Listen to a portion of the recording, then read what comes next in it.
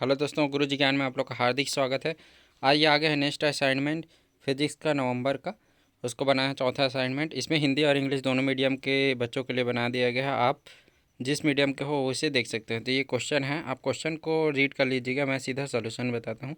तो solution number first में देखिए कि ये जो वैल्यू दिया था हमारे पास है ना, मतलब कि वी एल का वैल्यू दिया है, वी सी का वैल्यू दिया है, वी आर का वैल्यू दिया है। ठीक है, आप हिंदी में लिखोगे दिया है लिखना, इंग्लिश में लिखोगे गिवन लिखना। अब उसमें हमें क्या निकालना है, रिजल्टेंट पोटेंशियल डिफरेंस का वैल्यू निकालना है और यहाँ परिणामी भी उठा था। तो हम ये फार्मूला लगा दिए हैं और इसका जो वैल्यू है इसको यहाँ पास पुट कर दिए। पुट करने के बाद देखिए 20 का स्क्वायर 400 एंड 23 माइनस 8 किएंगे तो इसको बस सॉल्व करेंगे तो इसका वैल्यू कितना आ जाएगा 15 स्क्वायर है ना। फिर इसका वैल्यू कितना होता है 225। फिर इसको ऐड करेंगे तो कितना हो जाएगा हमारे पास 625। इसका रूट निकालेंगे तो कितना हो जाएगा 25 वोल्ट। तो ये हो जाएगा हमारा फर्स्ट आंसर। फिर फेस निकालना है हमें है ना, कालांतर या फेस डिफरेंस भी लिख सकते हो आप, डिफरेंस लिख लेना इंग्लिश मीडियम में है ना। तो ये फार्मूला होता है tan inverse V L minus V C upon V R. तो वैल्यू पुट कर दिए सभी का और इसको सॉल्व कर दिए तो 15/20 आ गया। इसको सॉल्व करेंगे तो 3/4 आ जाएगा। तो ये आ जाएगा फेज डिफरेंस का वैल्यू। ठीक है, और ये थर्ड में इसका ग्राफ पूछा था तो ये इसका ग्राफ है, ऐसा बनेगा। फिर इसके बाद उसके बीच में एक और ग्राफ खींचा था तो ये वाला ग्राफ क्या है, ये ग्राफ बनेगा। उसके नीचे में एक और क्वेश्चन था, उसका ग्राफ ये बनेगा, आप इसको देख के नोट कर सकते हैं। फिर इसके बाद नेक्स्ट क्वेश्चन में देखेंगे तो क्वेश्चन नंबर सेकंड है स्नेल्स लॉ है ना। स्नेल्स लॉ बोला गया है। तो स्नेल्स लॉ क्या होता है कि जैसे कि यहाँ पर देखिए, यहाँ से देखेंगे तो आपको जल्दी समझ आएगा कि जो क्या है आपतन कोण की ज्या और अपवर्तन कोण की ज्या के अनुपात का हम क्या बोलते हैं, स्नेल का नियम बोलते हैं। यही क्या रहता है कि एक निश्चित अनुपात में रहता है, इसे स्नेल का नियम कहते हैं। आप यहाँ से यहाँ तक आप नोट कीजिए, यहाँ से यहाँ तक, अब इसे स्नेल का नियम कहते हैं लिख दीजिए और ये इसका फार्मूला लिख दीजिए।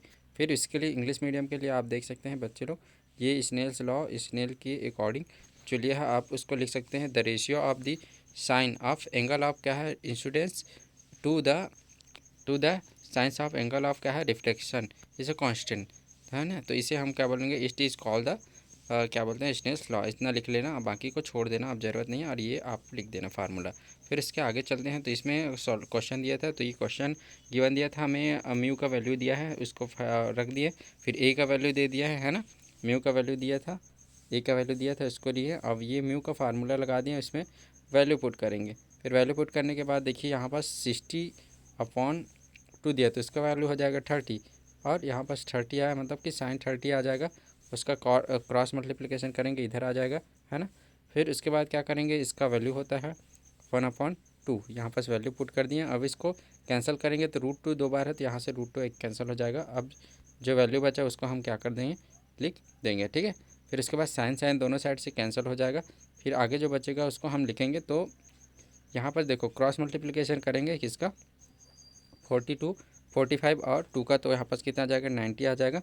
फिर इसमें 60 आ गया है ना, 60 को ट्रांसफ़र किए तो 30 आ जाएगा। ये आ गया मिनिमम डेविएशन का वैल्यू, न्यूनतम विचलन का मान है ना। फिर उसके बाद सेकंड क्वेश्चन, इसी के सेकंड में बोल दिया है इंसिडेंस एंगल, ये मतलब आपतन कोण का मान। तो ये फार्मूला होता है, उसके अकॉर्डिंग ए का वैल्यू पुट किए, डेल एम का वैल्यू पुट किए अपॉन 2, इसको प्लस करेंगे 90/2 मतलब कि 25 आएगा। फिर रिफ्लेक्टेड एंगल मतलब आपतन कोण अपवर्तन कोण का मान, आर का वैल्यू होता है A/2, तो ए का मान 60/2 मतलब कि 30 आ जाएगा। नेक्स्ट क्वेश्चन में चलते हैं, क्वेश्चन नंबर थर्ड ए। तो विभेदन क्षमता क्या होता है कि जब हम प्रकाशिक यंत्र को की दो पास पास रखी वस्तुओं के प्रतिबिंब को अलग अलग देखते हैं है ना, देखने के लिए जो क्षमता की ज़रूरत पड़ती है उसे हम विभेदन क्षमता कहते हैं। ये आप लिख सकते हो उसका डेफिनेशन। और उसके नीचे और एक क्वेश्चन पूछा था कि इसकी दूरदर्शी की विभेदन क्षमता कैसे बढ़ाई जा सकती है। तो उसका जो व्यास को अगर बढ़ा देंगे तो उसकी विभेदन क्षमता बढ़ जाएगी। तो ये आप इसको नोट कर सकते हैं। फिर उसके बाद क्वेश्चन नंबर थर्ड में, थर्ड का मतलब इंग्लिश मीडियम में ये आपके पास इसका डेफिनेशन है, या आप डेफिनेशन क्या कर सकते हो उसका नोट कर सकते हो। मैं थोड़ा सा पुश कर दिया हूँ, आप इसको अच्छे से देख के नोट कर लीजिए कि ये आपका डेफिनेशन है। ठीक है, फिर उसके बाद नीचे में जो क्वेश्चन पूछा था उसी के अंतर्गत सेकंड वाला उसी में है, सेकंड क्वेश्चन पूछा है तो ये उसका उसका है डेफिनेशन है, मतलब कि कैसे उसको इंक्रीज़ कर सकते हैं। तो उसका डायमीटर को अगर बढ़ा देंगे मतलब डिस्टेंस बढ़ा देंगे तो इसका वैल्यू क्या हो जाएगा, इंक्रीज़ हो जाएगा। तो ये आप इसको नोट कर सकते हो पूरा, मैं पुश करके थोड़ा सा दिखा दे रहा हूँ ये। ठीक है, आप इसको पूरा नोट कर लीजिए या स्क्रीनशॉट ले सकते हैं। फिर इसके बाद क्वेश्चन नंबर थर्ड में ही एक और क्वेश्चन पूछा गया था कि हमें कि और जो वैल्यू दिया है उसमें से हमें क्या निकालना है, अल्फ़ा का वैल्यू निकालना है। तो हम लैम्डा का वैल्यू दिया था 6000, तो इसको हम मीटर में कन्वर्ट कर लिए। 6000 एंड टू इंटू क्या हो जाएगा 10⁻⁻10 मीटर। और इसको भी सेंटीमीटर में दिया था, डायमीटर का वैल्यू डी का वैल्यू, उसको भी हम लिख दिए हैं, ठीक है। फिर यहाँ फार्मूला लगाएंगे कि resolving power of the telescope या दूरदर्शी की विभेदन क्षमता का फार्मूला होता है 1.22 इंटू लैम्डा अपॉन डी। तो ये जो बाकी वैल्यू दिख रहा है ना, ये सब वैल्यू, ये हम इसमें से क्या कर दिए, पुट कर दिए वैल्यू। फिर पुट करेंगे तो फिर सॉल्व करेंगे तो इसका वैल्यू आ जाएगा 3.05 इंटू 10⁻⁻7 रेडियन। रेडियन आप इंग्लिश में रेडियन, हिंदी वाला रेडियन लिखेंगे, इंग्लिश वाला RAD लिख देंगे। फिर नेक्स्ट क्वेश्चन में चलते हैं। फिर क्वेश्चन नंबर 4 में देखिए, है ना। तो इसमें क्या पूछा था हमें कि जो ह्यूमन रहता है, मनुष्य, उसके लिए हमें कौन कौन से तरंग का हम उपयोग करते हैं। तो पहला है रेडियो तरंग, किसके लिए उपयोग करते हैं हम, चुंबकीय क्षेत्र में स्कैनिंग करने के लिए। दूसरा है क्या है, एक्सरे, है ना। दूसरा क्या है, एक्सरे क्या करते हैं, शारीरिक अंगों के चित्र, मतलब आंतरिक भागों के हम चित्र को अगर देखना है तो उसके लिए करते हैं। और इसमें पूछा था कि दोनों के बीच में कौन ज़्यादा मतलब कि रेंज है, तो इसका आवृत्ति किसका ज़्यादा है, एक्सरे का होता है। और इसका आवृत्ति कितना होगा, 10⁻⁻6 हर्ट्ज से क्या हो जाएगा, 10⁻20, 16 है ना, वो 6 नहीं है, 16 हर्ट्ज से 10⁻20 हर्ट्ज होता है। तो और फिर उसके नीचे में एक और क्वेश्चन पूछा था कि इसका वैल्यू कितना कितना होता है, कौन कौन से मतलब किरण होता है। तो 1 म्यू किसका होता है, अवरक्ता का होता है। फिर ये 6 पॉइंट इसका किसका, द्रव्य तरंग का, दृश्य है वो सारी, ठीक है। यहाँ पास द्रव्य टाइप से दिख रहा है, वो क्या है, दृश्य तरंग है। फिर उसके बाद यहाँ पास क्या होता है, पराबैंगनी, ये क्या है, एक्स है, ठीक है। यहाँ पर ध्यान दीजिए कि ये कौन सा तरंग है, ये है दृश्य, है ना, दृश्य है, ठीक है। ये वाला दृश्य है, आप दृश्य लिख लेना, ये स्क्रीनशॉट ले सकते हो या इसको पूरा लिख सकते हो, नोट कर से पूछ करके लिख सकते हो। फिर इसके बाद इंग्लिश मीडियम में दिया था तो हम उसको इंग्लिश में भी कन्वर्ट कर दिए हैं। तो क्या है, जो रेडियो वेव है उसको हम क्या करते हैं, MRI स्कैन में क्या करते हैं, इसका उपयोग करते हैं। और ये दूसरा एक्सरे है, और इसी का जो रेंज है ये बता दिया गया है पूरा सेम, आप इसको नोट कर सकते हो, ये देखिए, है ना। उसी के नीचे में क्वेश्चन दिया था उसका ये है। तो ये क्वेश्चन नंबर 4 का कंप्लीट हो गया। फिर क्वेश्चन नंबर 5 में देखिए, ट्रांसफार्मर पूछा था ना।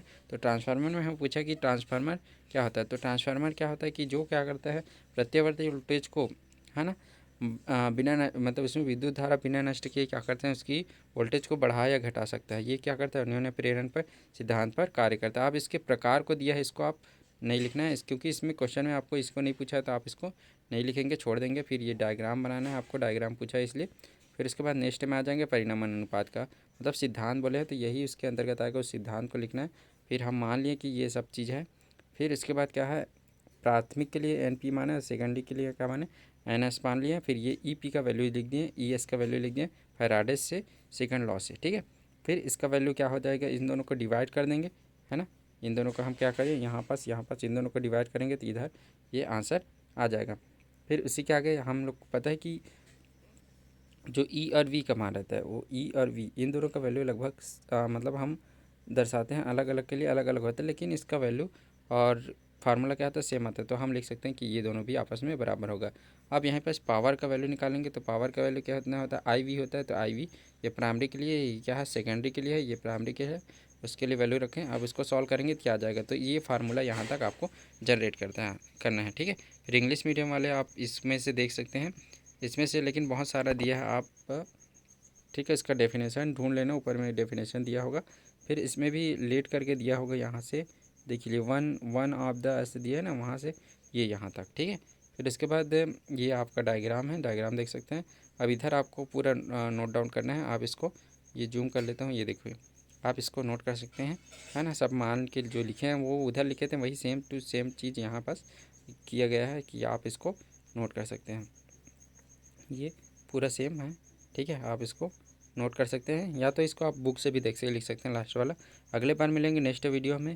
मेरे चैनल को लाइक, सब्सक्राइब एंड शेयर जरूर कीजिए।